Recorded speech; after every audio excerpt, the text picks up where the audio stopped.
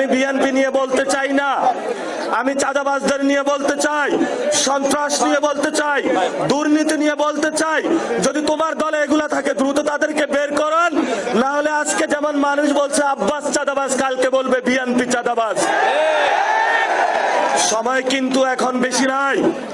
অনেকের গায়ে একটু শিউরে উঠে যে আব্বাস চাঁদাবাজ বললে যে একজন ব্যক্তিকে এত অ্যাটাক করা হয়। এটা কোনো ব্যক্তি আব্বাস না, এটা পুরো বাংলাদেশের তাদের চিত্র ফুটে ওঠে একটা ব্যক্তির মধ্যে দিয়ে। এই জন্য দ্রুত এগুলা বন্ধ করেন। যদি বন্ধ করতে না পারেন তাহলে সবারই কিন্তু চাদর ধরে আমরা টান দিব। যেখানে লেখা আছে চাঁদাবাজ, সন্ত্রাস, দুর্নীতি, সেখানে আমাদের শক্ত লড়াই হবে।